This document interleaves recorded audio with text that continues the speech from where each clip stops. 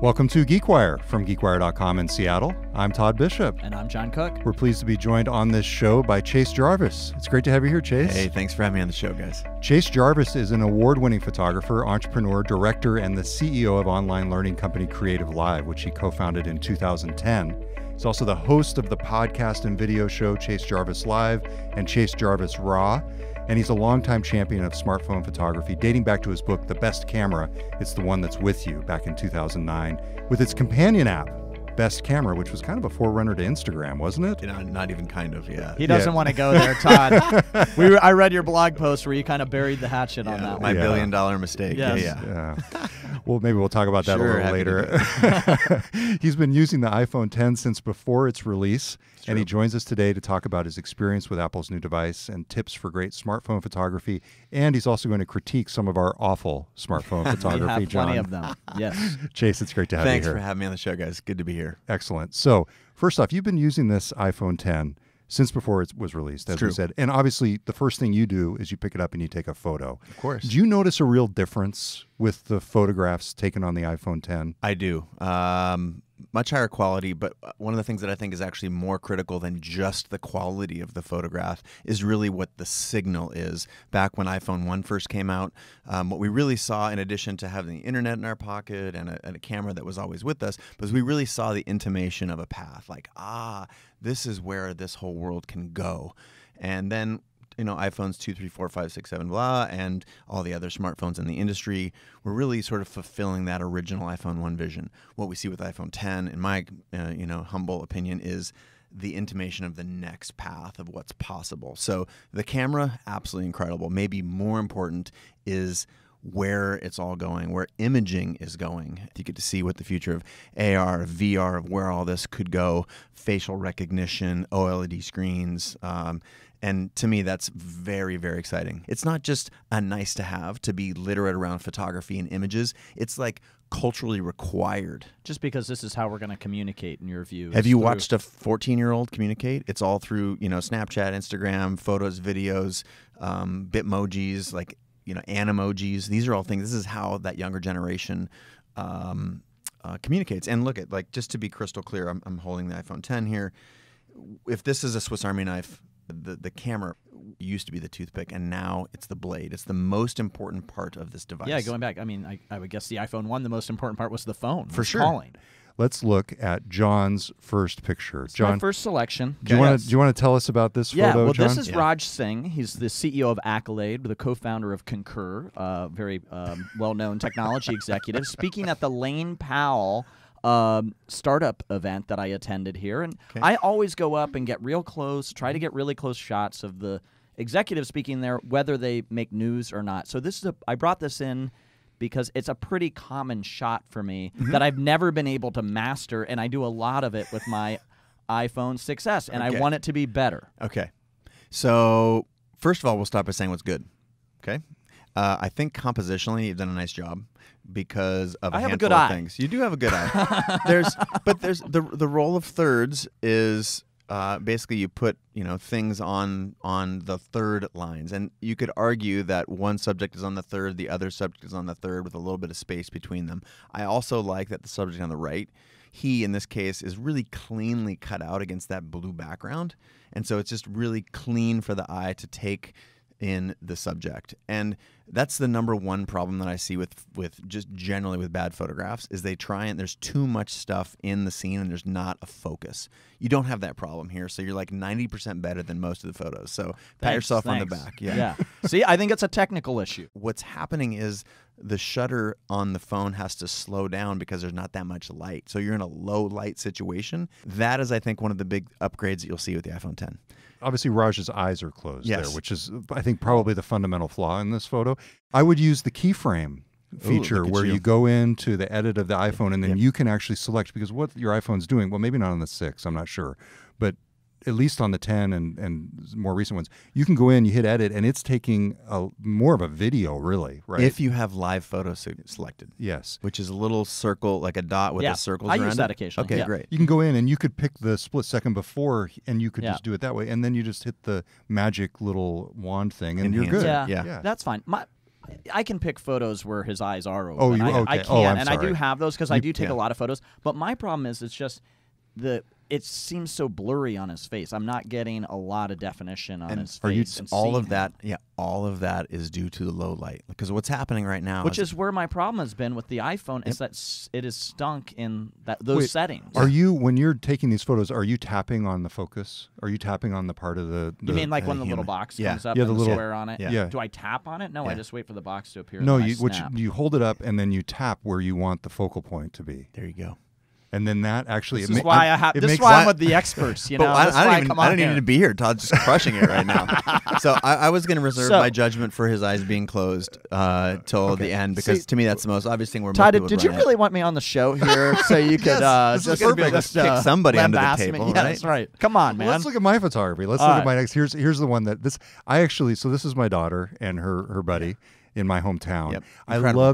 loved the attitude that my daughter was showing She here. is showing This some is dude. yeah, Yeah. this is legit. This is a great photograph. I'm not like trying to See, I know. you intentionally earlier today you said send over a couple bad photos. It's ridiculous. Okay, I love it. All right. So can I just It can is I- cool. Yeah, can I Yeah. critique it for just a second? please. Okay, cool. So, to me, there's a handful of things going on here. It's very obvious what the subjects are. They're two subjects. They're in roughly the same plane, and it's contrast is the thing that is interesting here, because you have two different humans and their facial expressions are wildly differing, right? One's kind of like, oh, what's going on? And the other is just attitude right at the camera.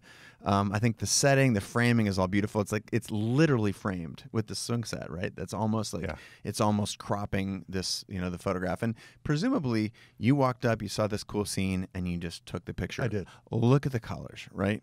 So contrast to some of the earlier conversations we've had where a phone or the phone, whatever phone this was taken with, if this is the 10, This it's is just the 10. Yeah, I mean, it's just nailed the exposure, and there's all kinds of stuff going on there. No, Yeah. I have to admit, I did some. I went into the settings on the iPhone. It was a little bit washed out. Yep. This picture, Okay. and I went in and I choose like cool, vivid, or something like that. Is that allowed? Absolutely.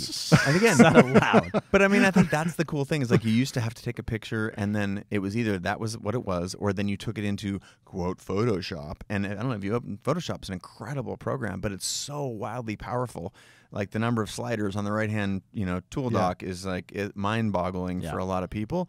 And in this case, you touched the photograph and then you swiped and found the filter and then you called it good. Yeah. Right. So to me, again, that's a really interesting borderline revolution in the way that we can think about it. Now, does that mean that tools like Photoshop and Lightroom and Photos, the iPhone, the Apple app are useless? No. They just have probably different applications. And what we're seeing is more and more intelligence baked into the devices that are with us. All right, enough with the amateurs. Yeah. Let's look at some of move on. Chase's work. Sure. So let's take a look at this. This is an example of the slow-mo on Yeah. the iPhone 10, right? Yep. And so to be crystal clear, what's going on here is this is a guy named John Hill. Amazing. He's a YouTuber, John Hill Tube. Also a professional skateboarder. And this is probably 20 minutes after I had been handed the phone. And I made a funny video online of, hey guys, I just got the iPhone 10. I've got 2 hours of light. I'm in New York City, and then I have to catch a plane. So I'm going to do what I can. I'm going to bump into a handful of friends who know that I have something special. They don't know what it is. And so this is the first video that I took with the iPhone 10. I set it on slow motion. I walked up, I crouched down, and I hit go. Was this on a tripod? This was not. This was handheld. I walked up. This is literally the first video I shot with 0 dry runs, no practice, no nothing. And I had, set it intentionally on 240 frames a second. I wanted a video. I knew I wanted it slow motion. Scrolled over to slow motion, shot this video. So this, my background is a lifelong professional photographer, but I'm trying to underscore that that's basically available to anyone. Yeah. And I didn't even edit it. I didn't tell it where to slow down or where to speed up. It knew intelligently what to do that. So is this an example of the front-facing camera That is. on the iPhone 10? Yeah, and it's an example of studio mode also, which is one of the after effects that you can, if you shoot in portrait mode with the live photo on, that you can just scroll to with, basically the touch of a button and get this. So you can see there's some out of focus background. This is myself and Travis Rice, who's the best snowboarder in the world. Amazing guy, amazing human, and literally the best. Pioneered big mountain riding on the snowboards. In this case, we're in a film room right before the preview or the premiere of his new snowboard film in New York. Again, this is probably 30 minutes after that other video that I just showed. And it was in a terribly messy room. We're in the projection room. So there's crap hanging on the wall. It's super ugly. Front-facing camera, boom, and then swiped a couple times over and got the studio mode, which makes all of the background very dark, all automatically. Selfie stick, yes or no? No. Why not? Extra thing. You have to plan for it, and that's the beauty of just the device. And here's the best selfie stick right here. No, this next moving one. My arm. If you're on the radio, I'm moving my arm up and down. This next one, I would have shot this horizontal, and I'm sure it wouldn't have been nearly as cool because you're missing you would miss the floor and the ceiling, which is a big part of this the context, to right? To me, the subject is vertical. Oh. It's a human. He's standing straight up and down, and I'm intentionally trying to amplify sort of like his standing out on this white seamless, which is also vertically oriented. So by turning it sideways, you would have sort of kneecapped the visual interest of the photograph, I feel like, because I got enough of the windows to tell the story. To me, so this is Ross Sion. He's a rapper here in Seattle. He used to be a part of a hip-hop group called Common Market. Now he's a solo artist under the name Ross Sion. Seattle's hip-hop scene is thriving. This is part of that Seattle 100 project. I used to sit with each subject for 2 to 4 hours, shoot thousands of photographs of them, and then that was a 2.5-year process to capture the photos. And here we are, like the photographs you'll see right now, were all captured within the space of like 2 hours. And I post-processed this while I was standing there. So why black and white? That's the nature of the product. Okay. And the project. And in this case, specifically, trying to create a reductive, it's just about the subject. And so the more sort of clutter and visual noise you can remove, the better, because that's the focus on the human. And in this case, removing color is part of those things, because what's really happening there is the ceiling is sort of off-white, the seamless is bright white, the background is red brick. This floor is cement colored with big brown splotches. So by taking the color as noise, taking it out of the frame and just making it black and white, it's also, again, I'm evoking this Seattle 100 project, which is a coffee table book that is still available today and is still quite popular seller. You process these on site, like on the camera? As in, I'm processing it on the phone and showing it to the subject. You look great. Look how beautiful this is. So this is cool. Are you using the native iPhone camera app, or are you using a different app? 100% native iOS iPhone app. And I think that's another big takeaway. There's like Lightroom Mobile. There's a handful of things that are really strong apps. I mean, obviously Instagram. There's a lot of power in Instagram. But I usually do those things after. What I love doing is getting the base image to a great spot using the native. It used to suck, and now it's great. And who is this? Oh, so there's a burlesque troupe in the city here, and this is Miss Indigo Blue from that burlesque troupe, and she parades in her getup. It's an amazing art form, and again, the Seattle 100 project. It is documenting people who are driving culture in Seattle. So Miss Indigo Blue of the burlesque troupe here in Seattle, and there you go. This is Tilson, another hip hop artist and rapper. Used to be in the first time I created the Seattle 100 10 years ago. He was a part of the group Saturday Nights. Now he's a solo artist. It's called Tilson XOXO. Again, just walked up, crouched down. He's a character of a human, and I think his sort of dress and body movements, they look and feel like that. Just, again, taking more pictures than you think. That's another piece of advice. I'm going to give this advice to you, John. Take more pictures than you think you need to. If you walk up and just take one. I always do that. Yeah. Okay. I just get a lot of crappy ones. But it's easy to edit. Just use that little heart function, and then you know which ones are good in the moment. That's a good tip, too. Yeah. It's a nice way to, like, in the moment editing, and by editing, I'm just like earmark, because all you have to do is touch the heart, and then you know, by and large, in the moment, what you felt good about. You can always go back and change that, but it's a nice way to keep track without having to have some monolithic sort of project when you are done. Obviously, Central Park. Yep, Central Park. Shout out to the folks at Fly Blade. or Blade, yeah, which is a helicopter service out of NYC. If you charter it to hop to some of the airports that are nearby, because I don't know if you've tried to drive to Newark or to JFK recently. It's like a 90-minute to 2-hour drive. This was on the way up to the Hamptons, and contrary to what you might think, normally I've done a lot of aerial photography. You'd think this is probably a super high-end camera. I've got the doors off the helicopter and sitting there in my chair and getting everything perfect. This is literally, we're flying east, and I lean over my wife's lap, Kate, with one hand, and through the glass, take a picture, and this is the photograph. So, that's with the 7 Plus. Right there. Wow. Okay. Drones? Are you using drones at all? Yeah, big fan of drones. I think the drone world, we're still at the front end of what's possible with that. And again, small, tiny cameras, we're going to see them proliferate. So as I said earlier, this is like photography as cultural literacy. It's not really a nice to have. I mean, my 70-year-old parents are happy they take pictures. They send, it's like, hey, you're going to order, you're running late for dinner. Here's a picture of the menu. It's like, it's literally cultural literacy. And, I think that underscores the point with the prominence of drones in our culture. We're seeing more and more of them, and they're going to serve more and more functions. Where is this? That is in Iceland. That'd be a great cover of an album cover, right? Yeah, it would be. I don't know what the name of the band Led is. Zeppelin cover. Yeah, exactly. There's it's just this sort of bay of small icebergs in Iceland, and I was there on a commercial shoot, super high-end commercial shoot, and this is our production crew.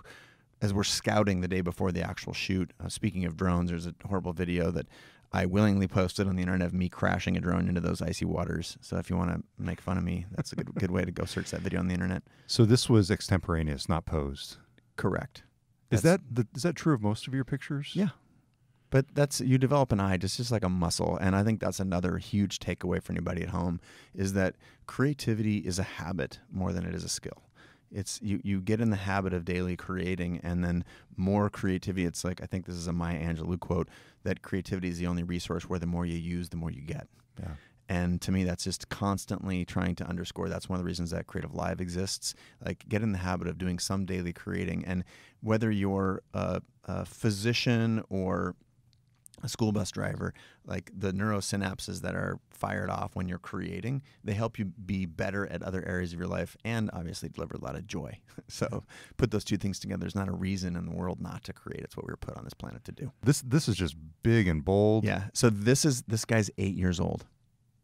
His name is Soren, and he's Soren. Yeah, he is literally Soren. And this is an example of this is a derivative photograph from the iPhone 10 class. So talk about fast-moving action. Some of the things that we talked about earlier in the show. This is absolutely straight out of the camera, taking a picture. There's no crazy filters. This is just what the camera can do. I walked up, so it senses that there's a fast-moving picture. I hit the shutter. I did have it on live mode.